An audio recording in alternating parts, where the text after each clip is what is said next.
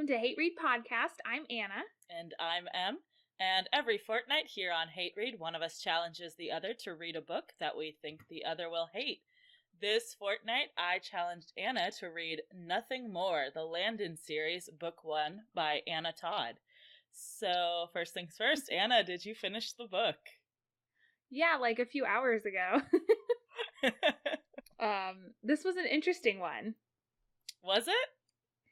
Yeah, not so much was the story interesting, but the fact that, I felt like I was reading fan fiction the whole time, even though 100%. It was supposed to be a standalone novel. I was like, no, this is totally, definitely just a One Direction fan fiction. Well, it was fan fiction of a fan fiction of real people, which is... it's her spin-off of her main series, but it read like it was a fan fiction of that series. Yeah, essentially. Because, it was just so weird because I guess this was a character that was featured in, well, not featured, but he was in the main trilogy of books. Oh, there's 5 of them. The main 5-book trilogy. Pentology? Pentology, I guess? I don't know, Douglas Adams got to call his a trilogy. Yeah, but I think that was somewhat tongue-in-cheek. I don't think that's the... No, it's the industry standard. Okay.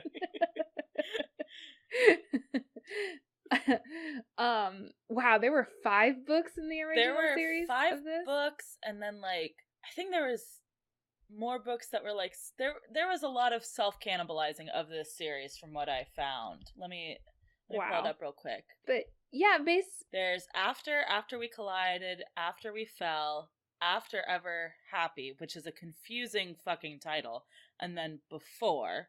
Mm-hmm. So those are the 5. So I think it's the 4 books are the main series, and then Before is another spin-off-y book where it's different perspectives from other characters or something like that. Oh my gosh. And then she's written this series, which is Nothing More and Nothing Less. And then just today, I got a notification that her most recent book, The Spring Girls, was published, which is a reimagining of Little Women. Oh.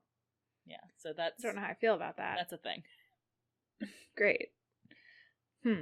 Well, yeah, this book definitely had the feeling of let's take the much more uninteresting side character and put him in a story of his own that no one asked for. I think also from what I have, because again, I have not read the After series. I can't really speak to it that much, but from what I have read, it is very, not only 50 Shades of Grey in its origin, but also 50 Shades of Grey in its tendency for the main male character to be a complete dickhead. So I think that's kind of why Landon is such a dud. Because she's trying... He's such the opposite. Yeah, she's trying really, really hard to not make him into a misogynistic douchebag, which I think was kind of the complaints from her first series. So I can appreciate that. I don't know if it worked out so well, but I can appreciate her intentions. He went totally on the other side of the spectrum, like the White Knight, SJW, as much as I hate to throw that loaded phrase out there. He was very overbearing. Yeah, he even had a moment where he said something like, "Oh, I guess that's why nice guys finish last." And I was like, come on, man. Don't do that. Put your fedora away. Is that still a relevant thing to say, or is that too dated now? No, they're trilbies. They're trilbies, not fedoras. Oh, my bad. I apologize. Yeah. Whew. Whoa, dodge that bullet. Dodge that hate mail. Honestly, I would welcome the hate mail at this point, because that would be the only mail we would be Please getting. Interact with us. I have a sad fact. I kind of relates to that. I know we haven't really started talking about this book. We'll kind of get to it in a second. There's nothing about this book we need to talk about. There's really nothing in this book, you guys. But okay, so because this book was based on a fan fiction, this inspired me to go back and look at my old fan fiction account, which after many attempts to remember the password, I finally got into. And I was I was never a big fan fiction author. Like, I never got big. My stories had like a few followers, and that was it. You were no Cassandra Clare, huh? Yeah, I was not Cassandra Clare. I was not Anna Todd or any of the other 18 million fanfic writers that are getting published nowadays. But I had one story that was a novel-length Harry Potter story, so it was like over 40,000 words, and it was my version of the 7th book before the 7th book came out, and that story got 4 times the hits on it last month than this podcast did. So wait. When did you last update this story? I think it was well before the turn of the last decade. I was gonna say it had to have been like 2006 or 7 because the 7th Harry Potter book came out. It was pre Harry Potter 7, yeah. So I think it was like 2006. Oh, fuck my life. So this is going really well, you guys. Our Thanks 2 listeners listening. who are definitely people that we know in real life. Yep. And we love and cherish you. And you'll definitely be on our Christmas card list next year. All right, so after that sad glimpse into our current popularity, Anna, what would you like to give us your synopsis of this book? Yeah, are you ready for it? Here it comes. Prepare I'm so yourself. ready. I'm so Are ready. You sitting down? Yeah, I'm sitting. Okay. I'm braced. All right. A young man lives in New York City and is confused by women. That's it. That's the book. Yeah, essentially. So I guess to get a little bit more specific. No, that was it. That was the entire thing. Yeah, let me throw 2 sentences at you. Landon Gibson is a college student in New York City. He had a girlfriend who broke up with him, and now he's also interested in another girl. What will he do? What will he do? And we really don't find out because the book ends on such a cliffhanger, which really pissed me off because I just wanted this book to end with him ending up with one girl or the other. I didn't care who. I just if he could end up with one of them, I could go about the rest of my life never having to know anything more about this series. But he doesn't end up with either girl. And so I've been scouring the internet trying to find which girl he ends up with, which is Dakota, the girl who he was dating since high school, and they broke up her freshman year of college. And she wants to be a dancer. She's a ballerina. Or Nora, the 25-year-old pastry chef who was for some reason interested in a sophomore in college. Which, I mean, I know further down the line, that's not a huge, 5 years is not an insurmountable age difference, but young college male, woman with a career, it's just that's a huge difference at that time in their lives. As we were told multiple times by Landon, it's not like he's a teenager. I mean, oh gosh, literally he's practically so 21. many times he kept being like, I remember when I was a teen and this. I'm like, you were a teen yesterday. You need to calm down. That was 9 months ago for you, Landon. What are you talking about? Please stop acting like you are so mature. You are 20. Stop. Oh, when I was a teen, I used to think this too. I used to fight with my parents. You are barely out of that. You can't. No, stop that. Stop it. And so this book really suffers from fanfiction syndrome, in which it is only interesting if there is a couple that you're rooting for to get together at the end, because you're very familiar with them from whatever fandom you belong to. Right. And that's why I'm confused by this whole, that's why I'm confused by this whole series in general, because it's One Direction, which already I think real person fanfiction is weird and creepy. Sorry if that offends anyone, but I just don't like it. Yeah, it's a little intrusive. If it's your cup of tea, whatever, that's you do you, I guess. But I find that weird. But also, I don't understand why people would be so into this book, which is One Direction fanfiction with a self-insert character or maybe just a original character. I don't know, but it's not like shipping people in the fandom, you know? which from what I've seen, the big ships in the One Direction fandom are obviously the boys with each other in various permutations, which again seems a little intrusive, but at least that would kind of make sense to me as something to get big, where you know the characters versus this, where it's a bunch of these characters based on the One Direction boys and then random girls that this author has invented but have no history in the fandom, you know? So I don't get it. Yeah, and also they've taken away the one thing that like makes One Direction a thing, which is their musical talent. Well, it's the fact that they're three things a famous band. Yeah, like there's three things that make One Direction like a thing, which is they do music, which they don't in this book. They all hang out together, which, you know, they maybe not really so much in real life, but that's what they were portraying, that they were all besties. Which again, they don't in this book. There's only two of the characters based on the One Direction boys. I assume there are others in the other series, and then that they're British, which I guess Hardin is British, but who is the Harry Styles character?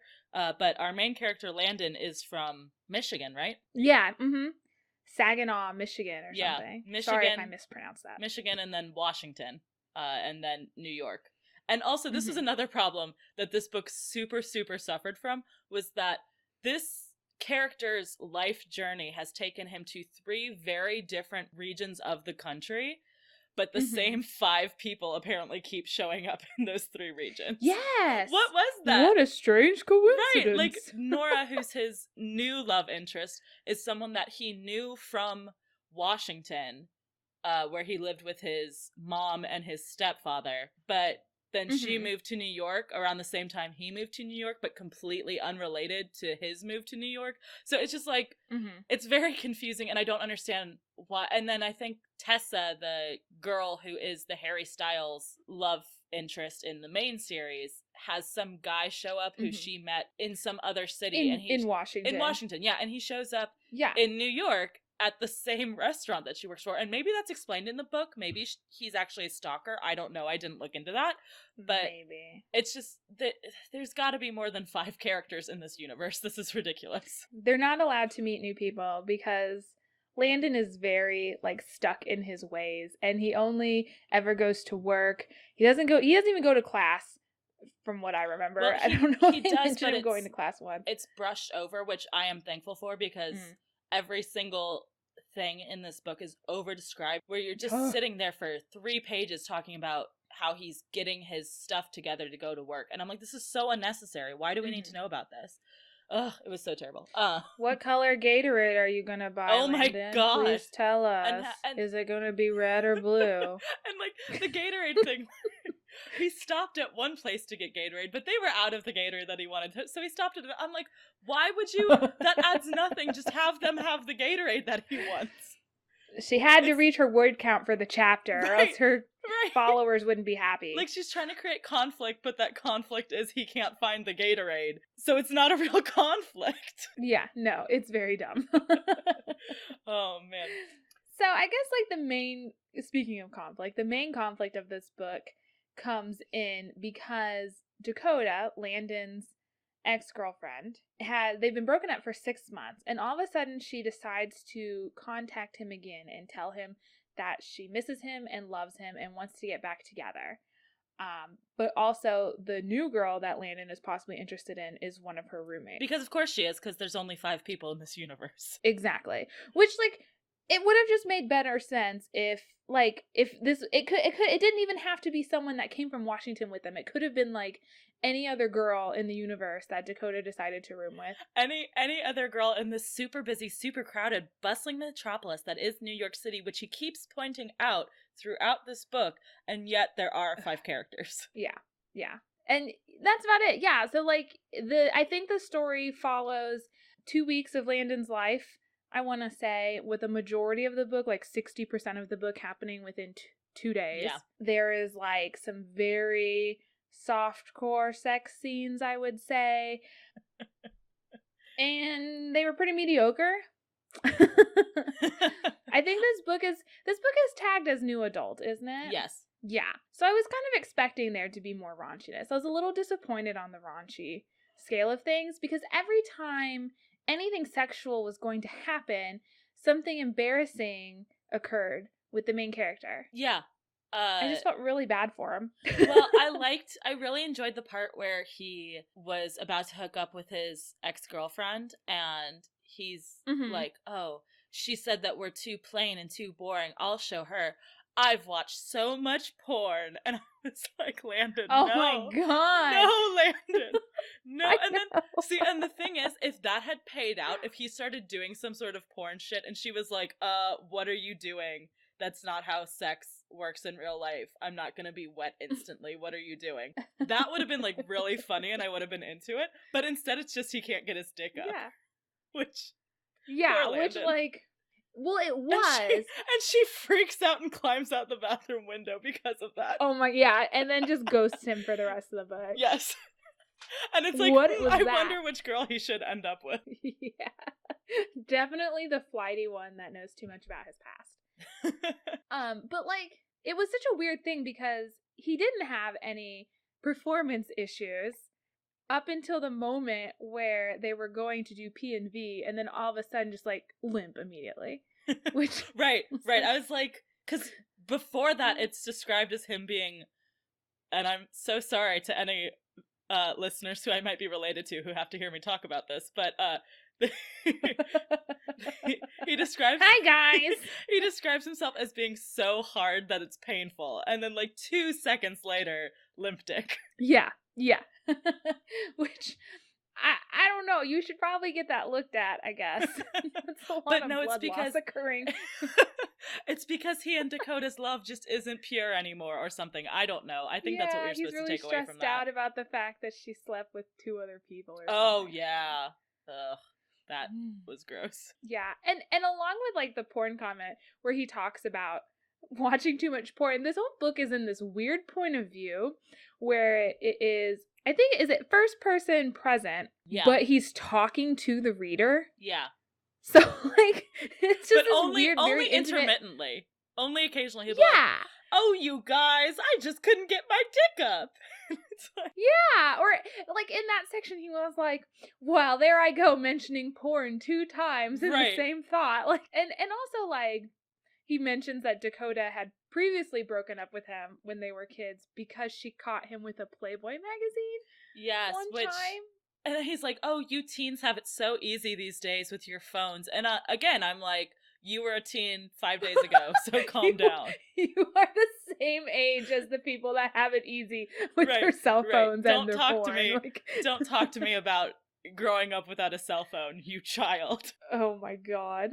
So, what else bothered me about this book? Well, we should probably talk a little bit about, just, because we've kind of talked about Dakota, the ex-girlfriend. I guess we should probably give Nora a little audio time here, a little sound wave time. Yes. How do you say that? It wouldn't be screen time, it wouldn't be page time. Air time. Yeah, that's what it is. I guess we should give Nora a little air time here. I liked Nora for the most part. She was the least boring of the characters to me. Well, she was also 25, so not a child. It's so condescending. That helped immensely. I'm not trying to be like rude to 20-year-olds. It's just that there is a difference between being in college and trying to figure yourself out and being in your career. And there's a car alarm going on outside right now, and it's really pissing me off. Good. Because I know whose car it is without even having to look, and it's the same person, and he's sitting in the front seat of his car, and he lets his car alarm go off for like 10 minutes, even though he's sitting in the front seat of his car. I don't understand how it goes off or why. He just pisses me off. So mad about it. Anyway, so I hope you can't hear it, but I can. Great. I can. I couldn't until I stopped talking, and now it's all I hear. Well, listeners, this is my life. This happens about once a day. Should we wait for it to cease, or should we just keep going? It might be a while, to be honest. It might be like 10 minutes. We'll just keep talking then. We'll just keep talking, and again, I apologize for my stupid neighbor. Great. Yeah, so Nora, she's a character. So Nora is a 25-year-old pastry chef, not a baker. And she's friends with Tessa because they work at the same restaurant. And Tessa is also Landon's roommate. Sorry. Tessa and Nora both have great examples, and there's this throughout the book of Anna Todd giving the character a characteristic or a trait or something, and clearly not, or like a thing they're interested in, a hobby, and not knowing near enough about that, because it was so glaring to me on both of them. Because first, Tessa, who is a waitress in training, at one point they're walking home and she's giving money to homeless people, and Landon says something along the lines of, Tessa gave away half of her tips on the way home. And I'm like, there is no way a waitress would give away half of her tips, because that is her entire paycheck. What are you talking about? No. And then number two, and then with Nora, she, like the first couple times she's talked about, Landon makes reference to her beautiful fingernails and their, like, the beautiful fingernail polish and whatever. She's a pastry chef. She is not wearing long nails with fingernail polish. That is 100% not happening. That's insane. And if she is, that's really gross. Right. Girl, get your life together. Oh, thank God the car alarm's done. Oh, good. Sorry, go ahead. I was worried. But like Landon does this too, because Landon, this is the other thing, like most of her characters aren't really characters, they're just a series of quirks. So Landon says he likes sports and nerdy things. Like that's his personality. So Harry Potter gets referenced about 8 million times in this book. Thank you for bringing this up. This drove me insane. And it gets referenced incorrectly. Yes. Yes. Yeah. Okay, the biggest thing that made me mad was he wished that Hermione would appear to turn Draco into a ferret. Yes. Hermione wasn't the one that turned Draco into a ferret. Did not do that. Alistair Moody, get your facts straight. Now, if he actually, technically, Barty Crouch Jr., get your facts straight. You're right. My bad. But if he had said something like, he wished Hermione showed up to turn, what's his face, the Draco character, who's not anything like Draco, but that's fine. No, Aiden? I think Aiden. Aiden? Yeah. He wished that Hermione had shown up to turn Aiden into a frog, or anything that didn't actually happen in the book/movies, like, that would have been fine. I would have been like, oh, he's just saying he wishes he had magic powers. That's what he's saying. But he specifically says a ferret, which is a very... Oh, hi, Michael. Michael just... Hi. Gross. He's ignoring you. Gross. Your sister saw that. Yeah, but she's recording. Yeah, so am I. We're both recording. You interrupted us. She said hello. Hi, no, we're leaving this in the podcast. It's not getting edited out. Goodbye. Anyway, point being, incorrect reference to Harry Potter. Very rude. Yes, okay, yeah, and if you're going to, like, spout off all of these, like, references to a fandom just to try and, like, you know, appease those fans, do it correctly. I will say, I think that this was a holdover from its One Direction roots, because when I looked up Liam, who this is the character that Landon, Liam is the one that Landon's based on, and I looked him up on Wikipedia, and one of the things on his Wikipedia is that he's apparently a big Harry Potter fan. So I think that was her attempting to be true to the character. If he thinks Hermione was the one that turned Draco into a ferret, he's not the fan that we are. As you can probably tell from us being huge nerds right now, we are both Harry Potter fans, but I don't think that I reference Harry Potter as much as Landon does, and that is saying something, because he references Harry Potter like every other chapter. It's way too much. It's like, we get it. You like Harry Potter. This is why you can't make friends, Landon. Yeah. And the other thing, too, that was like, he loves Harry Potter, right? But then he doesn't even know the name of the demon-fighting boys that Tessa and Nora are always watching. I'm like, it's Supernatural, you idiot. You know that. No, it's not. Because it's Freeform. It's not? It's on Freeform, so it's Shadowhunters. Oh shit, it's Shadowhunters. Oh, it is 100% Shadowhunters. That's even worse. Yeah, they're watching Shadowhunters. They're listening to Halsey. There was a lot of like that sort of reference where it was a reference, but they didn't say directly what it was, so that if you were a fan of that thing, you could be like, I get it, and it was so annoying. Yeah, way to date this book. Oh, that too. Well, he did say in there that, it's 2016, so I guess... Oh, yeah. Well, there you go. Ruined it forever. Yep. Terrible. Can't read this in a decade. Can't revisit my favorite Nothing More by Anna Todd in a decade.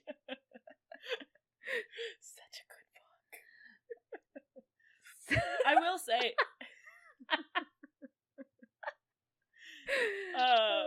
Oh my god. So I mentioned via text that I had found a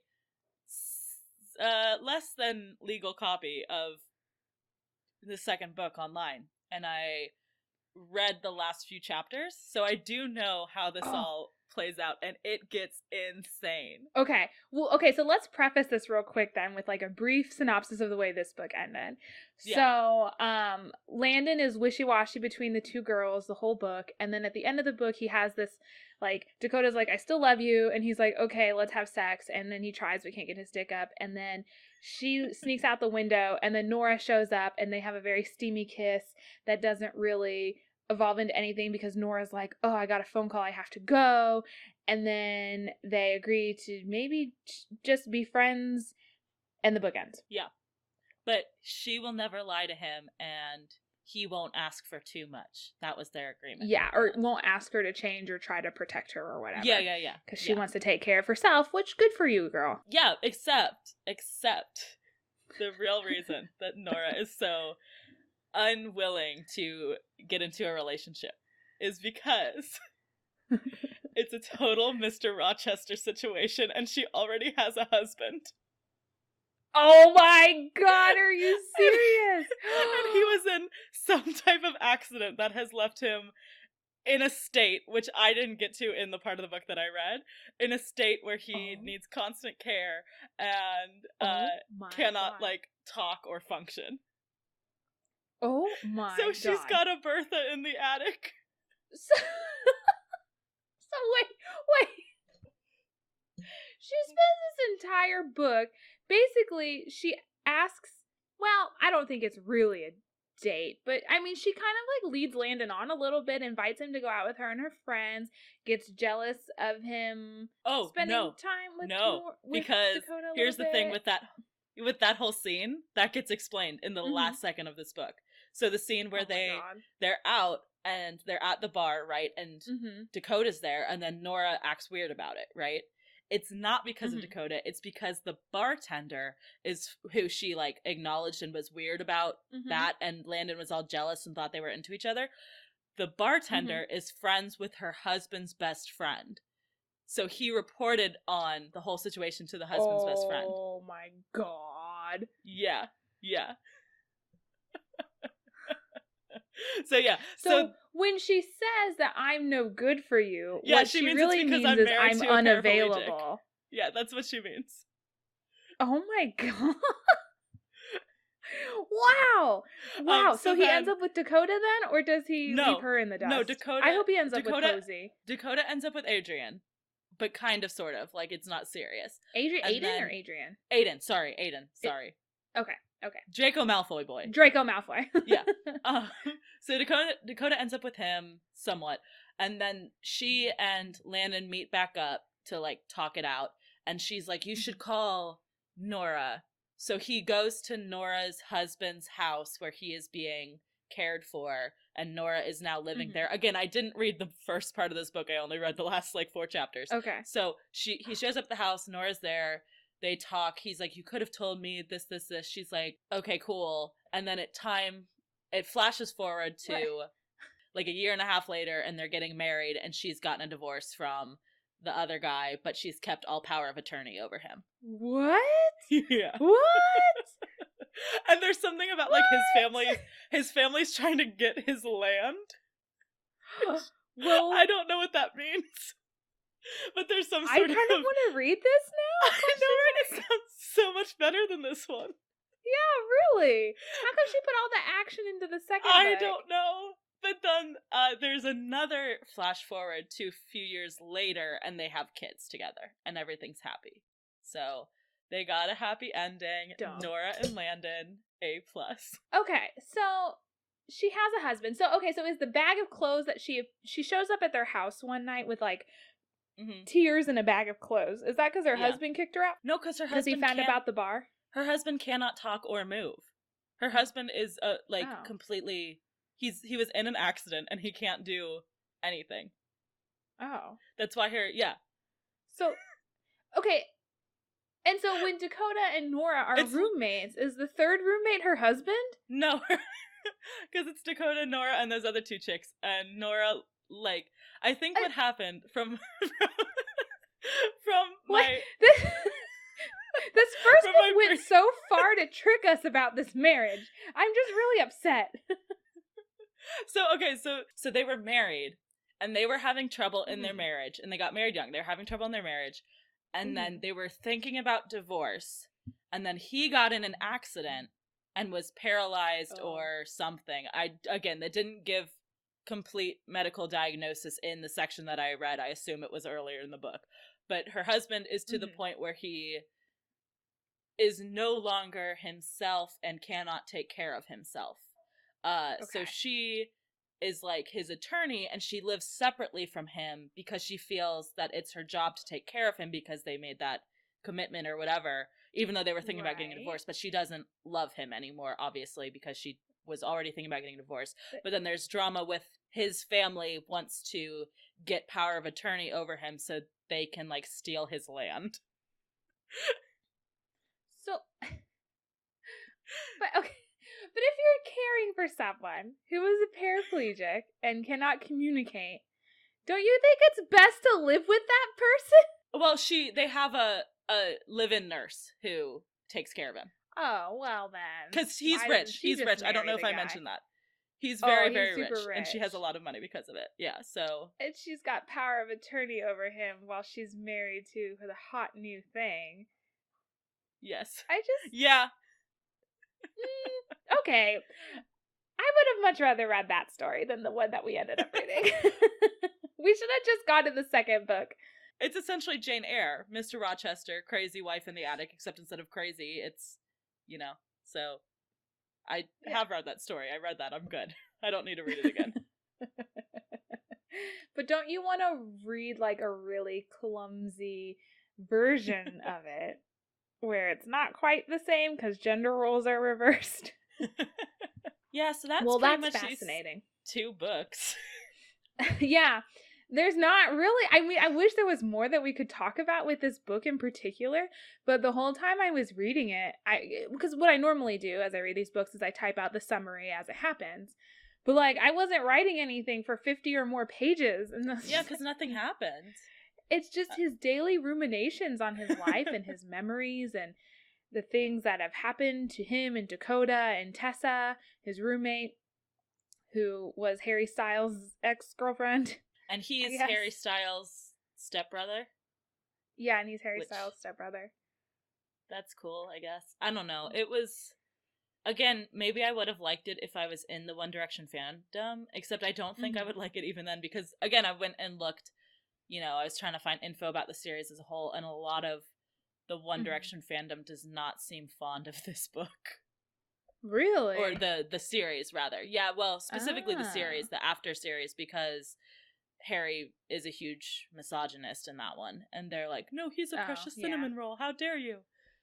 Yeah. Which I don't know him, so could go either way, Can't I comment guess. on his cinnamon rollness. Right.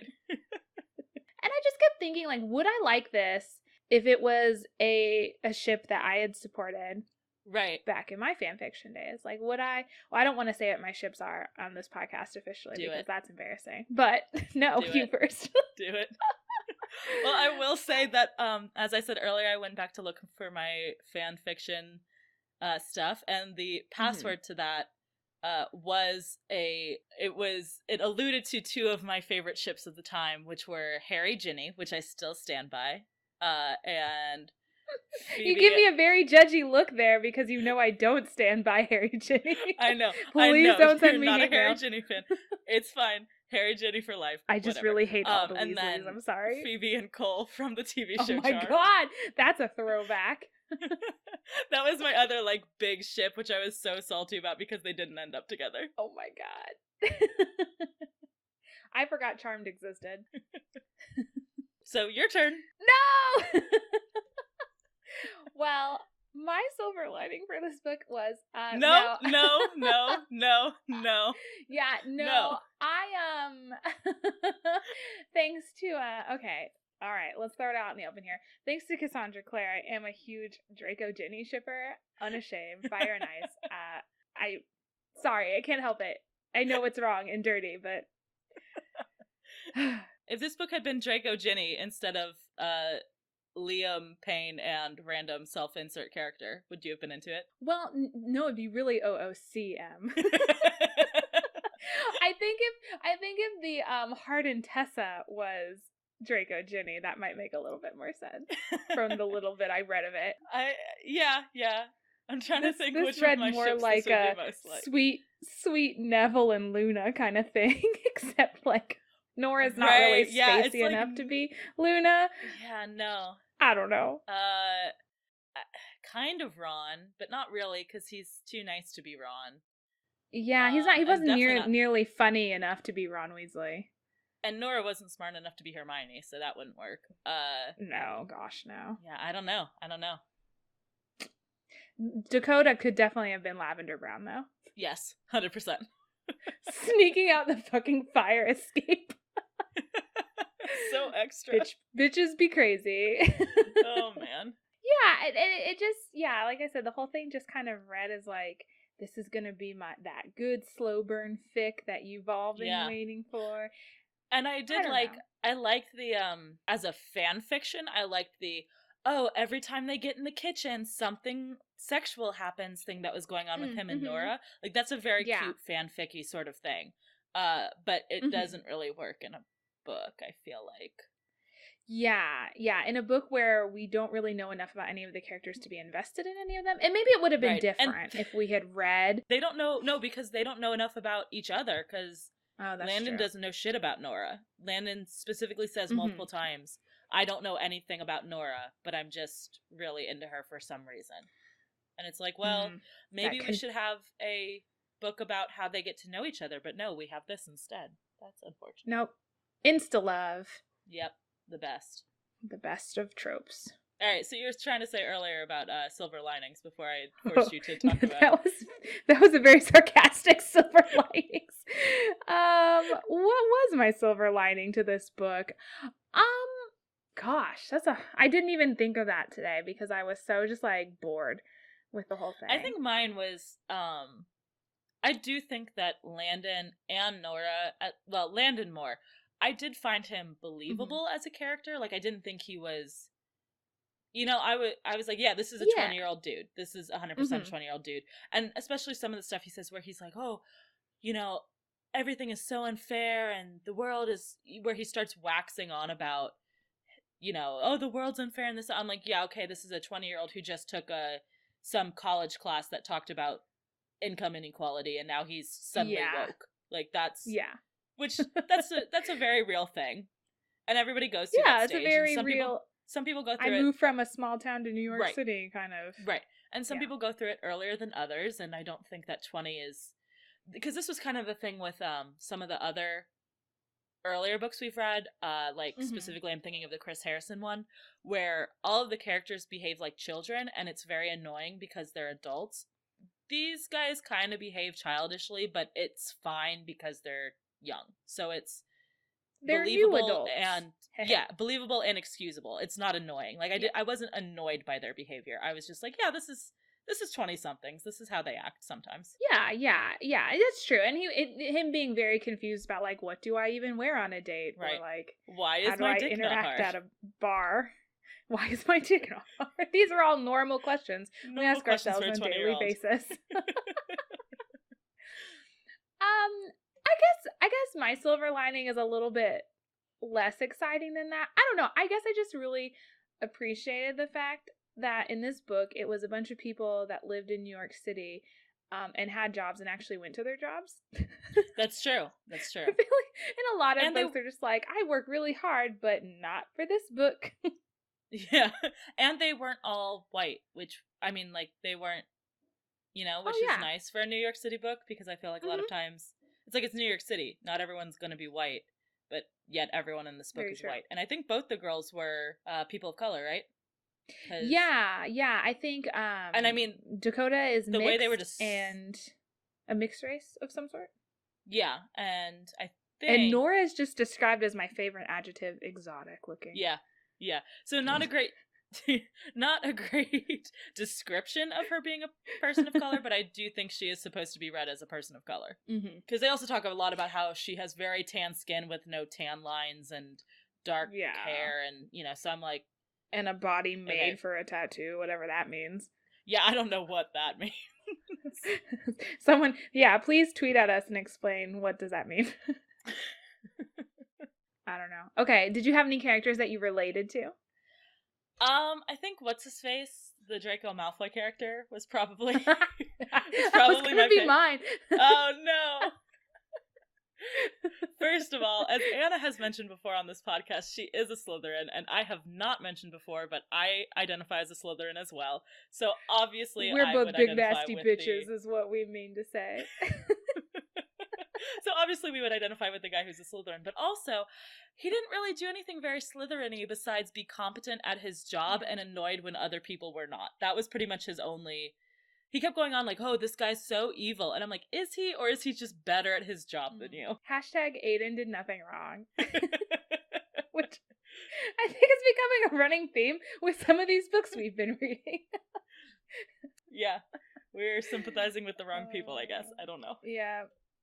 Draco, best barista. Yeah, for sure. Oh yeah, they work at a coffee shop, by the way. Yeah. And I guess Posey, the girl who also worked at the coffee shop, she was okay too. And honestly, again, I didn't hate most of the characters besides Dakota. She was annoying, but everybody else I was like, they're fine, they're inoffensive, they're just not someone I relate to. Plain, vanilla, boring kind of personality. Yeah.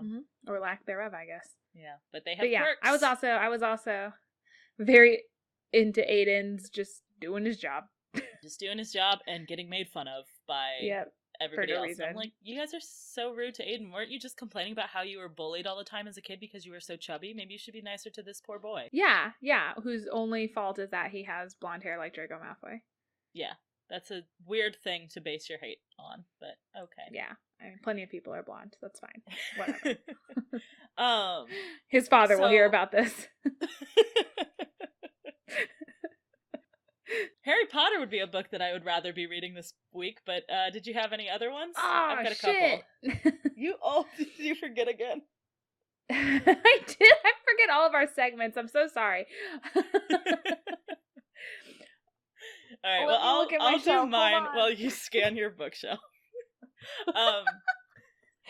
I had two kind of that I thought of that kind of related to this that I would rather be reading. First of all, we've talked about how this is a book based on a fanfic, and that's kind of becoming a growing genre. I don't know if it really counts as a genre, but there are more and more books that are based on fanfics, and I don't think that fanfiction books, like, I don't have a problem with fanfiction in general, and I don't think that it's hard to decide what exactly is fanfiction, because to me, fanfiction is anything that is based or directly derived from an existing work. So that includes like a lot of stuff like Neil Gaiman's American Gods is kind of fan fiction of Norse mythology. Stuff like Mercedes Lackey does a lot of stuff that's based off of fairy tales and things like that. One of those type of books that I was thinking of this week was Song of Achilles by Madeline Miller, which I read a few years ago.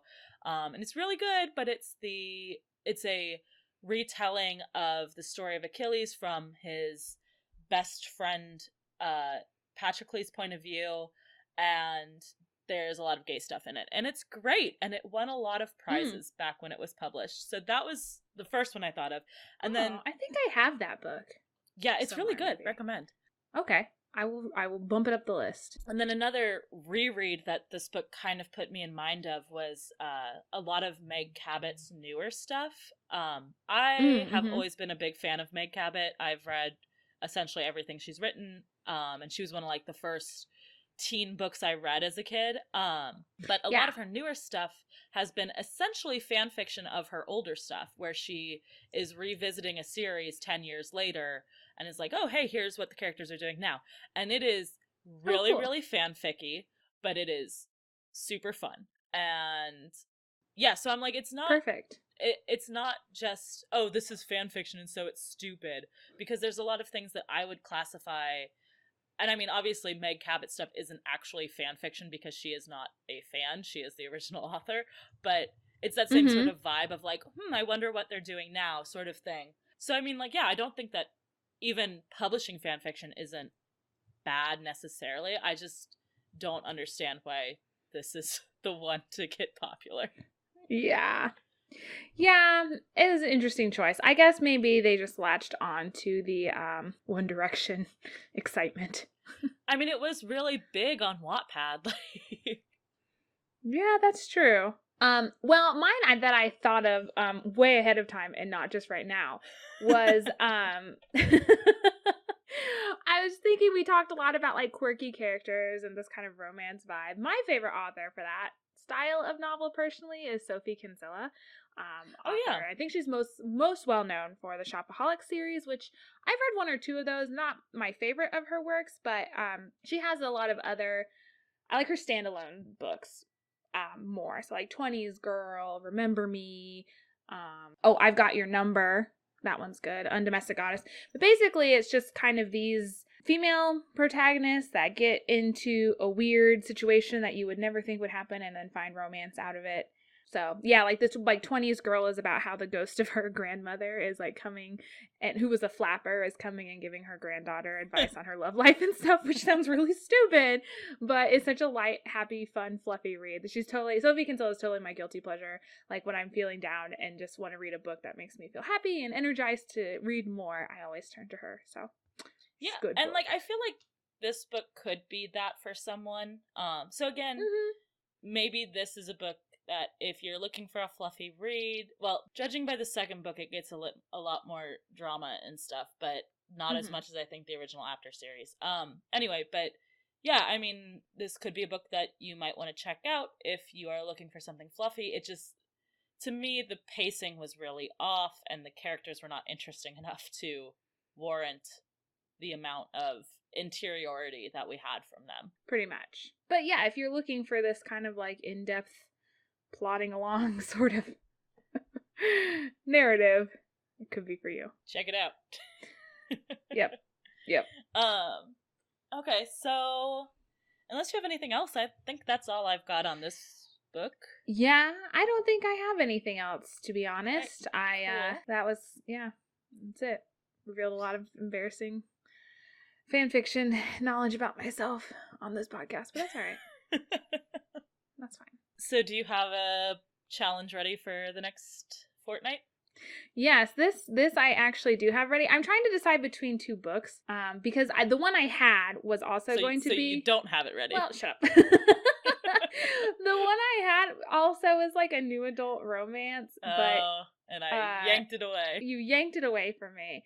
So I was quickly looking up this other... But we just did a mystery too. This is the hard part, is finding a book that's like different enough from everything else we've read recently. I think I found one now, and I'll just sit on the other ones for a couple more episodes. Okay, so this book is called Frozen by Melissa De La Cruz, and is the first book in the Heart Oh my of god, Dread I know series. what this book is. Oh no. Well, go ahead. I hope you're not interested in reading it, because I mean, maybe.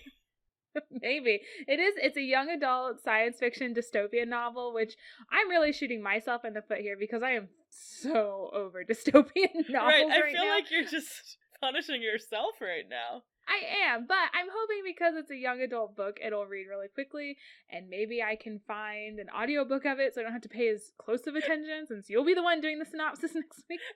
Let me read you this, I picked it for a very specific reason.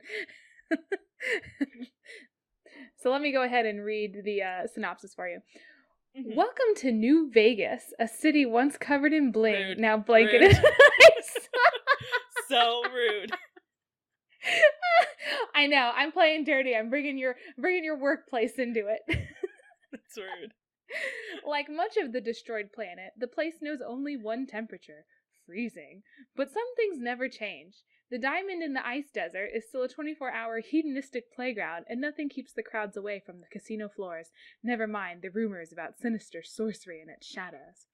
At the heart of this city is Natasha Kestel, a young blackjack dealer looking for a way out. Sorry. It was more similar than I thought. Like many, she's heard of a mythical land simply called the Blue. They say it's a paradise where the sun still shines and the waters are turquoise. More importantly, it's a place where Nat won't be persecuted, even if her darkest secret comes to light.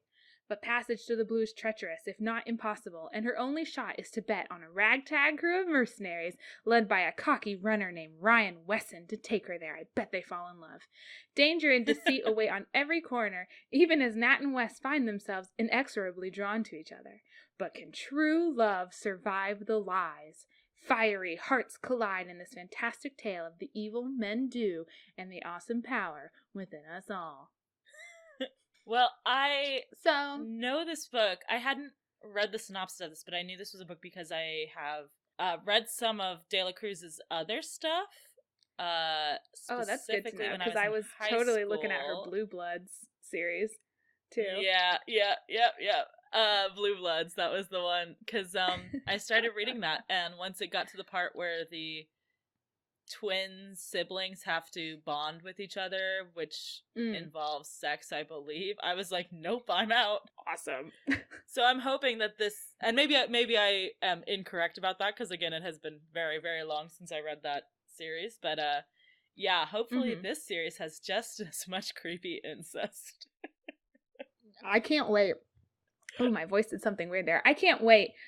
It's also co-written by a male author, Michael Johnston, who I'm not familiar with, but I'm really holding out hope. That means there's alternating points of view. Oh, excellent. So ticking a lot of boxes for me personally. For sure. But I just hope you suffer as much as I do, I guess. Yeah, you're really stabbing yourself here more than me. Shooting yourself in the foot. Sometimes I'm pleasantly surprised by young adult novels that sound absolutely dreadful. She also wrote the standalone novel that was based off of the Hamilton musical, sort of. So she also the Alex and Eliza book. Yeah. What is that called? Alex and Eliza. Oh, sorry. I thought you were saying that's what the book was about. No, it's called Alex and Eliza. It's just called Alex and Eliza. All right, good. Which actually, I don't know if that's out yet, but yeah, that's there have been a few that are Alexander Hamilton, Eliza Schuyler novels that have popped up since Hamilton became popular, which whatever. But, totally not related to the musical whatsoever. Definitely not at all related, no copyright infringement intended. But yeah, so that should be an interesting read. I look forward to it. Yeah, it's the typical 3 books long young adult series, so yay. It's got a 3.59 on Goodreads, so it's good. That's pretty much it from us this fortnight. Thanks as always to Ben Cope for providing our intro and outro music. You guys can check out a link to his YouTube in the show notes below. Yes. You guys can follow us on Twitter at GoodreadsCast. No. You can also... Nope, did I do it wrong? Oh, yeah, you said sure Goodreads did. Cast instead of HateRead. Whoops. Take another run at that. You guys can... You can follow us on at Goodreads. That's totally us. No one else. We're in charge of Goodreads.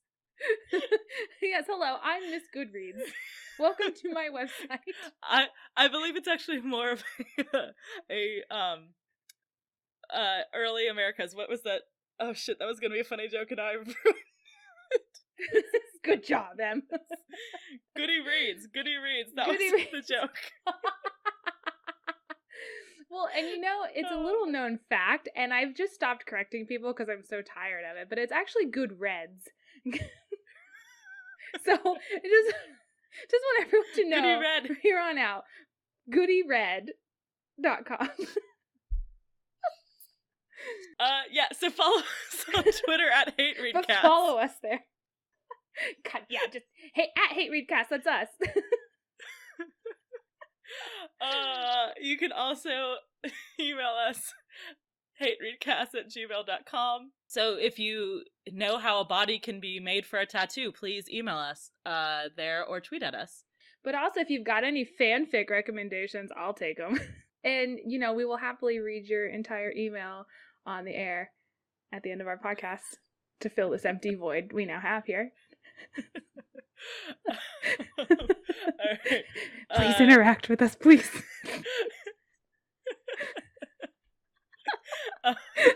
In the words of Anna Todd, wet lips and those eyes, she's lethal. She knows it. I know it. Obama knows it. It was so stupid. Oh my god. Fuck this book. Oh man.